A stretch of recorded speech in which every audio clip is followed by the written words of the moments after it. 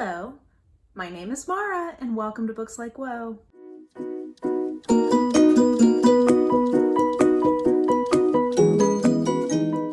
So we're doing a favorites of a genre video today, and I decided to go with my favorite high fantasy books.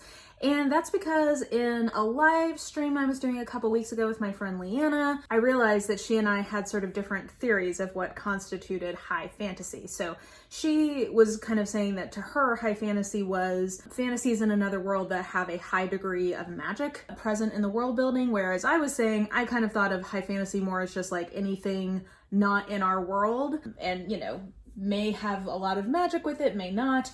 And then I saw an article today about recommending high fantasy books. Their definition from Book Riot was the basic definition, or it says the phrase high fantasy has only been around since 1971, but the books belonging to the subgenre are way older. The basic definition means that they're set in an alternative fictional world. It might have totally different rules from ours, yet it's nevertheless fully functioning and consistent. Typically, there are magical elements involved. Our own world, if it even exists within that book, is certainly not the main setting.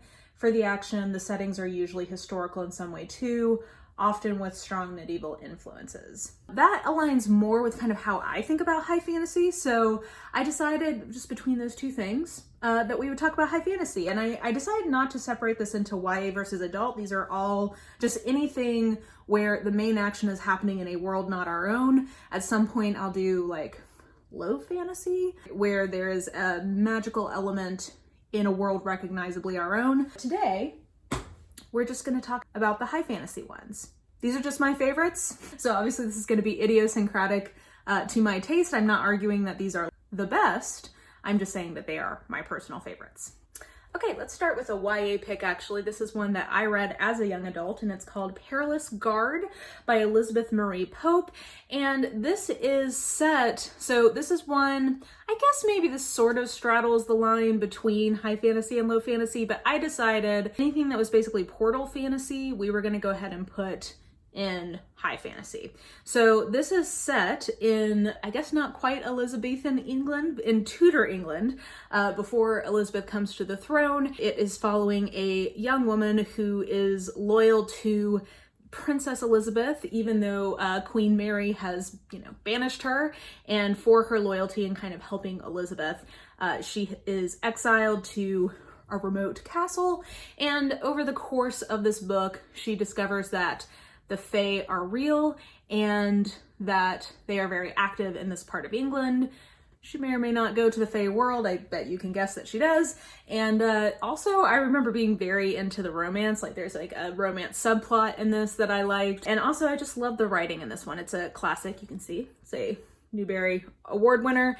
And I love this one. This is a book that I have reread like probably 10 or 15 times over the course of my life because it feels very cozy. I really enjoy the way that the Fae are presented in this particular one. Like there's a big emphasis on the trickster aspect, and I also love the infusion with a historical setting in our own world. So for portal fantasy, this is one I really love. Okay, then we have, I think, what can be reasonably called an epic fantasy.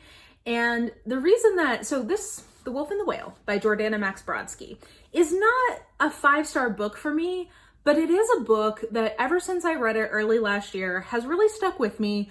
I've recommended it to a lot of people, and I think I've pretty much, unless people are just not reporting back, everybody who told me they read this because I recommended it has mentioned to me how much they enjoyed it. The reason I can't give this a full 5 stars is because there are some real pacing issues in this. I think a lot of stuff is crammed in at the end that probably could have been spaced out throughout the book, or just like the action be a little bit more evenly distributed. But I think that this is unique to my reading in any case, in terms of sort of the influences of the high fantasy world. So in this version of a high fantasy world, it's a blend of Inuit and Viking cultures. And our main protagonist uses she, her pronouns, but is basically kind of dual-spirited or non-binary in her gender. She, in her culture's religious tradition, they believe that she is inhabited by the spirit of her father, who died basically at the time of her birth, and he was a shaman. So they believe that she is both herself and that she also has the spirit of her father, which makes her the shaman of her community. But basically her tribe is in real danger in terms of like their survival, and this is about what happens when those factors combine with the fact that there are basically these like Viking-ish people coming into the picture. So I think that the way magic is described in this is really great. I think the character development is really wonderful. It's mostly a plot pacing thing I would warn you about, but overall I really love this.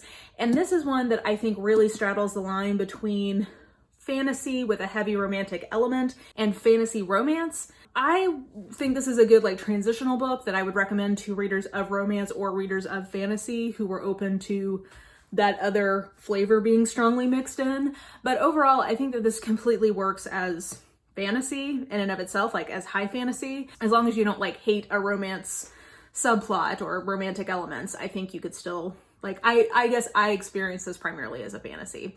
So not a perfect book, but one that was really memorable to me, and therefore I feel like I would want to name as a favorite. Next, I want to say the ongoing series of Monstrous is one of my favorite high fantasies for two reasons. One, this is a series, and I don't read a ton of ongoing graphic novel series. Like encounters with graphic novels have been more as one-offs rather than following it for a long period of time. So maybe this is something true of a lot of graphic novels. I will say that for this series, at least, something I very much enjoy is that I spend a lot of these books not really knowing exactly what's going on, but in a way that I actually really like. There's a lot of world building packed into these books, which is really abetted by just absolutely gorgeous illustrations. I'm trying to find, let me see if I can find, oh yeah, like I love that image. It's sort of kind of Art Nouveau meets manga, and it's like, so that visual piece of it is really effective. The mythology of this is really,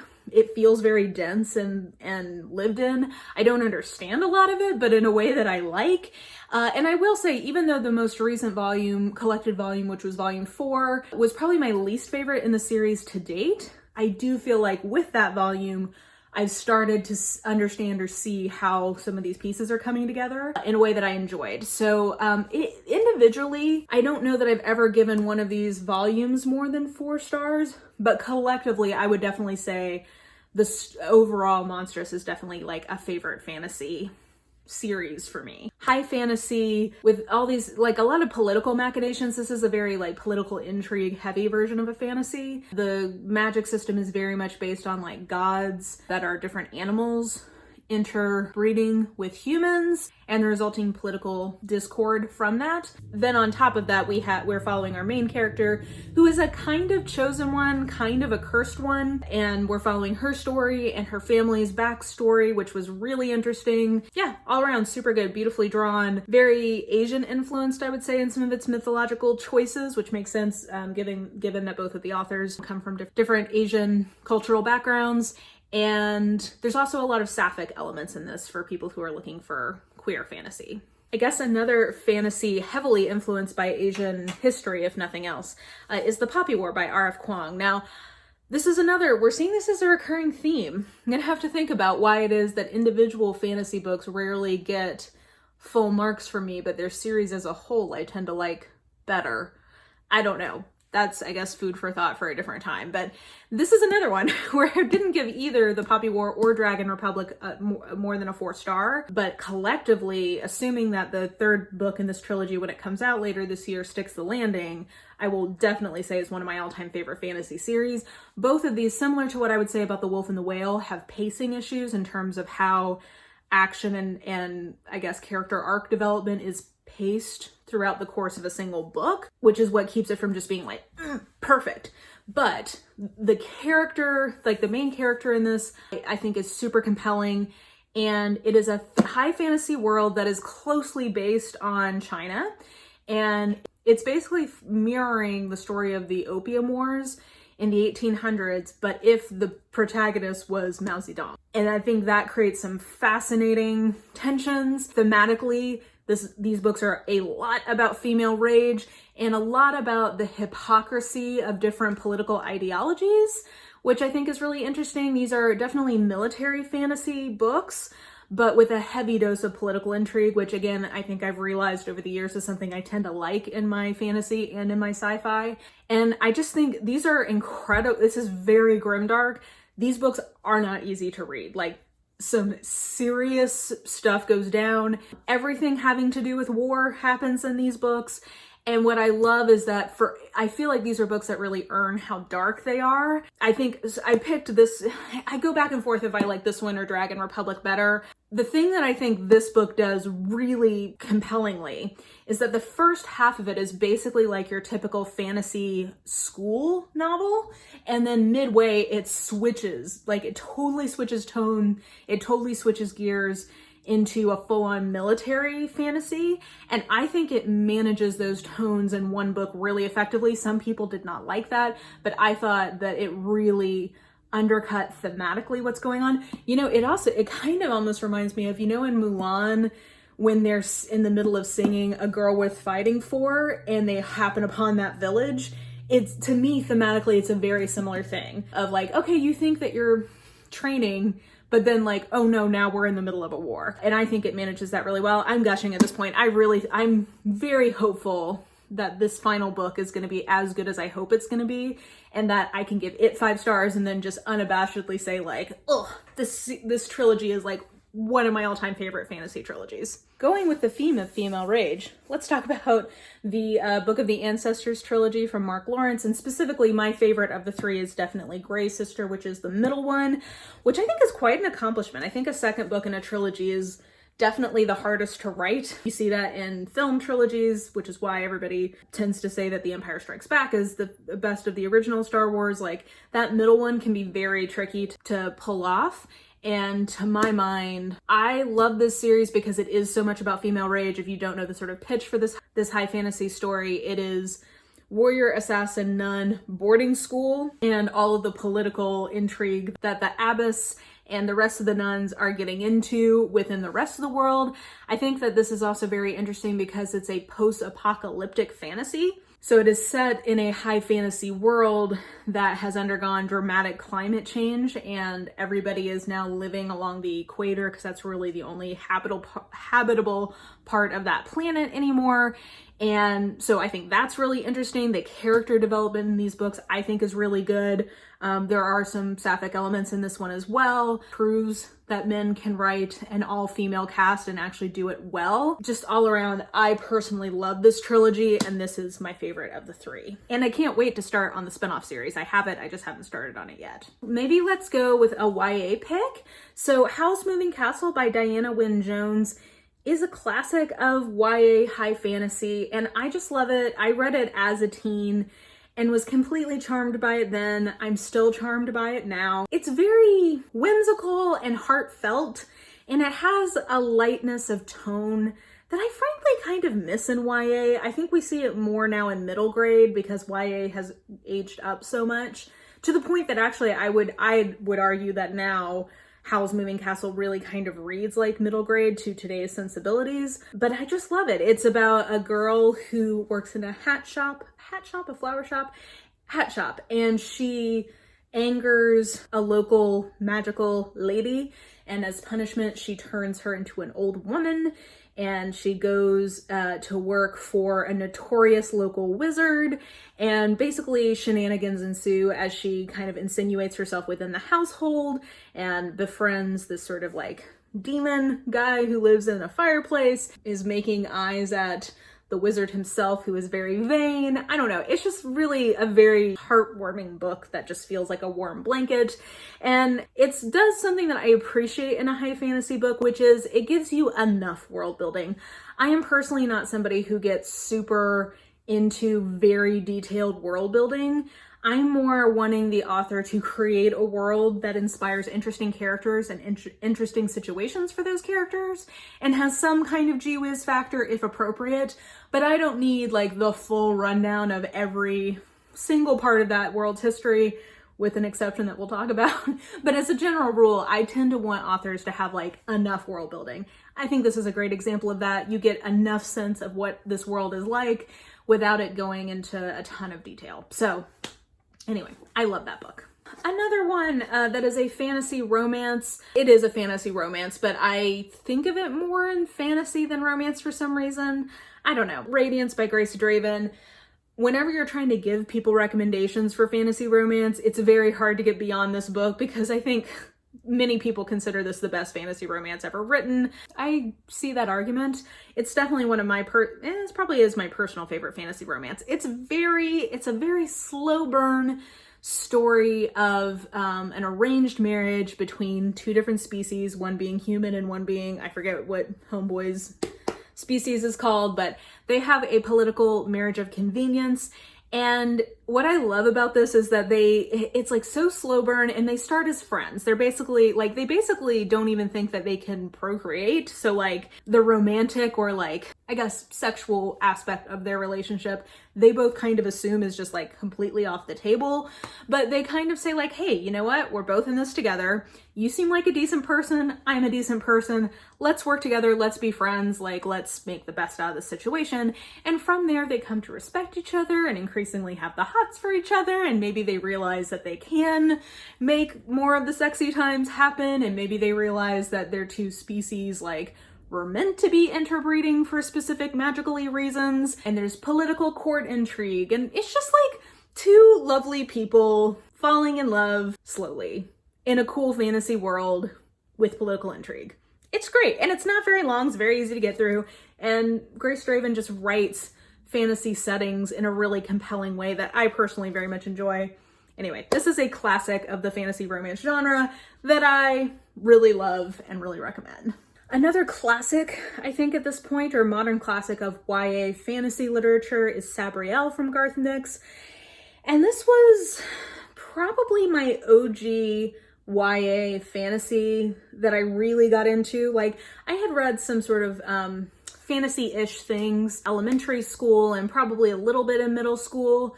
But in terms of really reading a book in a genre and really connecting with the possibilities of that genre, I definitely think of Sabriel as what made me realize like, oh, I really like high fantasy and I see the possibilities of what it can do. It is about a girl who is at a boarding school on one side of a wall, and on that side of the wall, they know magic exists, but they don't really do magic so much.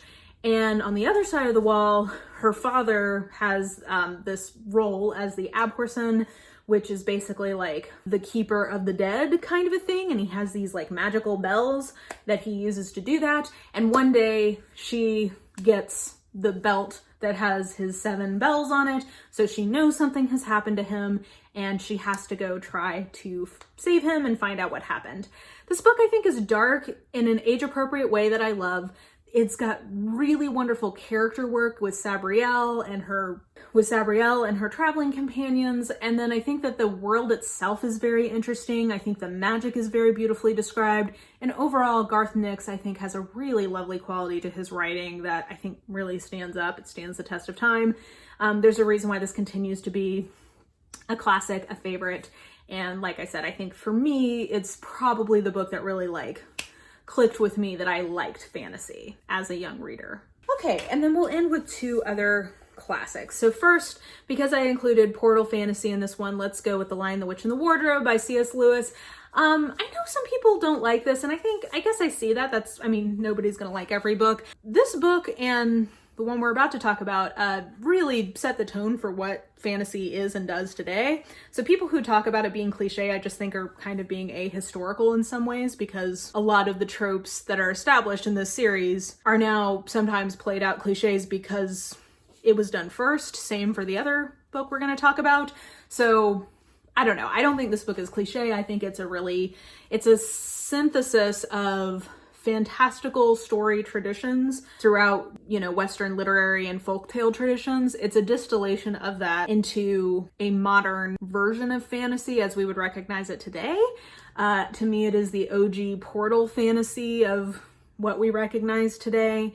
And yeah, it's not perfect, but I think you can't deny that C.S. Lewis has a really beautiful simplicity to his writing. I think he really has a warmth towards children that is like, you can tell that he takes children and their imaginations and their thoughts and their worries and fears into account in these books and really like speaks to that. I think he speaks to a very like primal part of people's formative, imaginative constructions, which is part of why I think these have stood the test of time so well. I think there's a lot of really deep and wonderful thematic content in this. My personal favorite in Narnia is The Magician's Nephew, but this is obviously the classic of it, The Lion, the Witch, and the Wardrobe. Yeah, to me, it is a favorite. I remain appreciative of it, even if it is no longer like an all-time favorite. I think within the realm of high fantasy, it certainly still ranks very high for me. Okay, and then I left the big guy and my very favorite high fantasy book for last, and that is The Lord of the Rings by J.R.R. Tolkien. I guess if I had to pick one of the books within Lord of the Rings, I would say Return of the King. This was the first chunky high fantasy book I made all the way through with, and therefore actually I think this really soured my ability to enjoy chunky high fantasy for a very long time, because every time, like, I read the first book of the Wheel of Time series in college, and really my impression from it was like, oh, this is just a ripoff of Tolkien. I tried a few others kind of in my early 20s and didn't really get into it as much, and I think I honestly just was still sort of having like hangover from making my way through this book when I was, I think, about 18. This is the exception to my general preference to not have like super detailed world building, because obviously that's something that J.R.R. Tolkien very much valued and very much bequeathed to the rest of the genre. But I love this so much. I love how like detailed his writing is, though sometimes it gets to be a lot. I also confess I often skip over the poems in this book, also in The Hobbit. So it's not that I think this is actually kind of a weird taste-defier for me. It's like the one book that does a lot of things that I generally don't like, but in this case I do like it. And I wonder really if it's because it was the first really meaty high fantasy I got through. So it's a very basic opinion, but for me, nothing has ever really beat The Lord of the Rings. And I'm, never say never, but it's hard for me to imagine loving a high fantasy book more than I love this, like in the way that I love this. So it's not only The Lord of the Rings, it is the Lord of my high fantasy heart. Not, I think, a super unique list, and definitely not a list of what I would argue are the best of the genre, but these are just my personal favorite. I think if you watch this channel, there probably are not a lot of surprises on that list. These are just my personal favorite high fantasy. I think even just going through this has made me realize, for me, very often the whole of a fantasy series is greater than the sum of its individual parts. So, as I continue to read in like the Farseer trilogy from Robin Hobbs, or as I go further in the series with The Blade itself, like there's a few kind of like really beloved series within fantasy that I've only read the first book of. So I wonder, once I get further along in some of those series, if they will also become bigger favorites, because it seems like I said, I think I tend to enjoy an overall series in fantasy sometimes more than the individual books. Side note there. Definitely let me know if you have any thoughts about the books that I mentioned, and what are some of your favorite high fantasy books, YA or adult?